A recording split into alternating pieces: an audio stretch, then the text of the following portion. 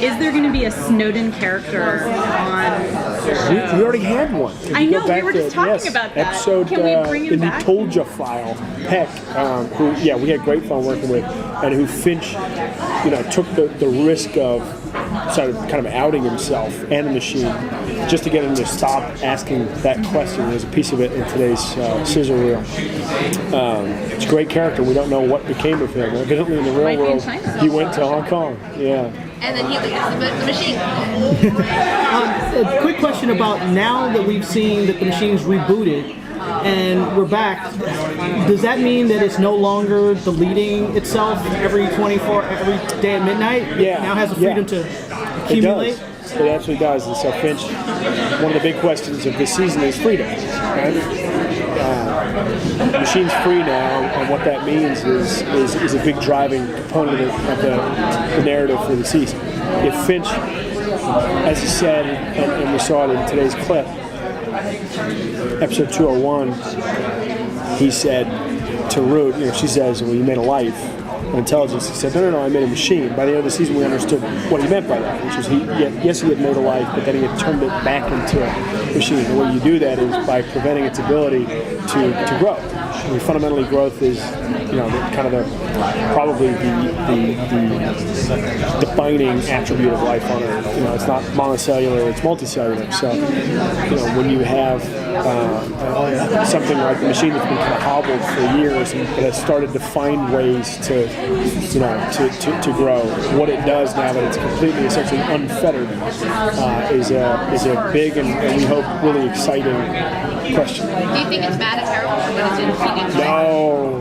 I watched a lot of. Listen, we reserve the right at some point to change tack on this one, but I have watched an awful lot of dystopian AI fiction, and I had not. And in books maybe, but not so much in film or TV. You hadn't seen the kind of benevolent AI very often. Benevolence, but then it's sort of like, I'm angry, I'm not talking to you right now. It might be a little miffed. He or she might be a little miffed at Finch, but I think there's an enduring, and hopefully we try to cook into the visual language of the show and the way that the show played out in the second season, the idea that there's a residual affection.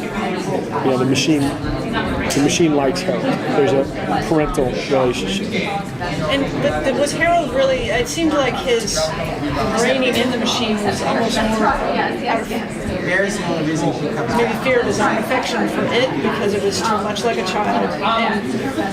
And I sensed at the end of the season, didn't he say at the end when they walked into the empty room, and where did it go? And he said, I hoped this might happen. Yeah. So it wasn't like he was trying to just completely control it. He sort of felt like maybe he should, but he also had hopes that maybe it could. I think he'd made a couple of significant mistakes. One, that he trusted the people he had his faith in the people he had trusted him to, which mirrors a little bit our faith in our nation's elected officials, which has been, I think, a little bit challenged, or maybe a lot challenged in recent weeks. I kind of want to ask you about that. Get a little more reaction of as this has been developing. What's been going through your mind? How you've been reacting to it? Well, certainly not surprised. We did read more than one review a couple of years ago when the pilot debuted, sort of criticizing the far-fetched premise of the show. So I haven't actually, emailed floating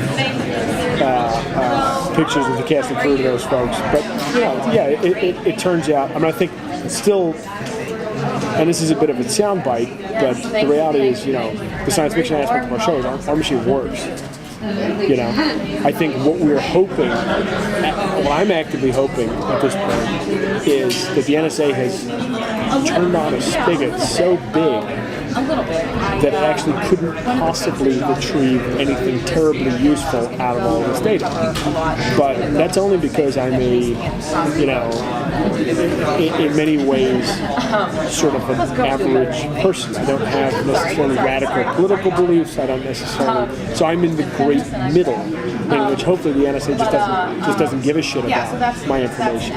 The fact that they have the capacity, if I later become some kind of radical, or radical in the eyes of whoever inherits this fucking ridiculous security apparatus that we put together.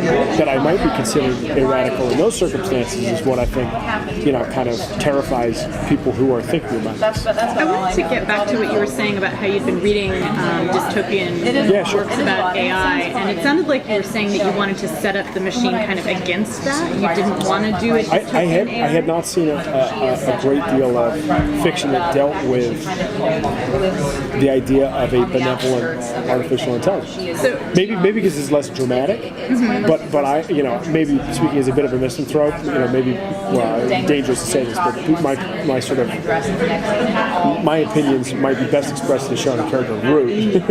I'm a bit of a techno optimist, in spite of Prism, with qualifications, with asterisks, right? And we've talked about this before. I mean, the reason why people are comfortable with Gmail is because it's not being read by people, it's being read by machines. You apply that to the NSA, and it's very straightforward. Americans might be comfortable with the idea that there's this software that listens to their phone calls and listens for patterns of behavior. But I think we're all extremely uncomfortable with the idea that some politicians who may or may not have been in the party that we voted for could pull up our phone calls and listen to them. So it's kind of, the idea with the show from the beginning was that Finch had looked at these problems, anticipated a lot of them, and decided that the solution to this was to build that there wasn't an easy solution to it. You had to just go all the way through. You had to build an artificial intelligence to discern intent, and then you had to lock it completely away. And we spent a lot of time talking about Poindexter and total information when we designed the machine, because Poindexter really remains a really interesting dude. I haven't actually, we should have been looking out for it. I haven't seen any of his reactions to the Prism stuff, because the reality is part of Prism is almost certainly the legacy of total information awareness, which went out of DARPA, where it was subject to public scrutiny and oversight, and into the NSA, where now we have yesterday we had a public announcement of a secret court extending a secret law that we know very little about, that uncovers all of our secrets. I mean, it's kind of it's an odd moment we find ourselves. So are you seeing the machine as benevolent though? Because you said we don't have a lot of fiction about that. Well, I think you can really make the argument that it's not benevolent at this point. I mean, it's saving people. That's its primary function. It's sort of its avocation that Finch programmed into it is to save lives. That's job number one.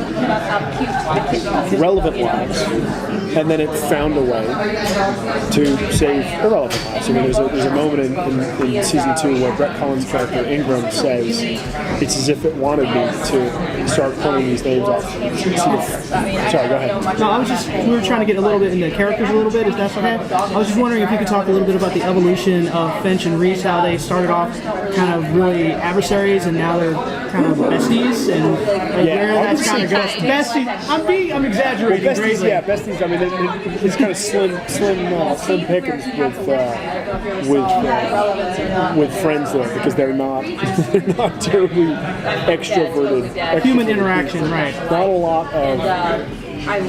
a lot of choices for them, but I think they have become friends. I think they have become close. But where's that going in the further season? Well, I think in this season, you don't want to burn the audience out on what we call schmuckbait in terms of false dramatic questions.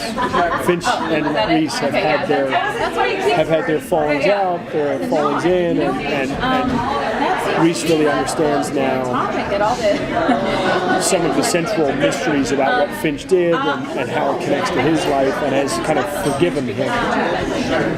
I think they're a bit of a unit, and our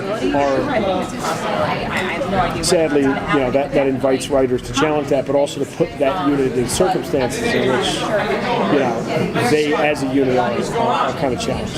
What about guest stars? I mean, I know the guy who plays Leon has a show, and the guy and Paige. Ken Leon. Ken Leon Paige has a show Paige too. has a show. We deal with this every year. We beg, borrow, steal. Are we going to see some other old ones, like more Elias, more maybe Logan Pierce? Oh yeah, we like Logan Pierce a lot. We've had so much fun writing these characters, but then working with these incredibly talented actors in New York, from LA, from all over. It's really a poverty of riches. You know, we only have 44 minutes every week, but 22 chances a year to catch up with our some of those favorites. So we're hoping very much to see some of those characters. But Leon's coming back possibly, and also I sure hope so.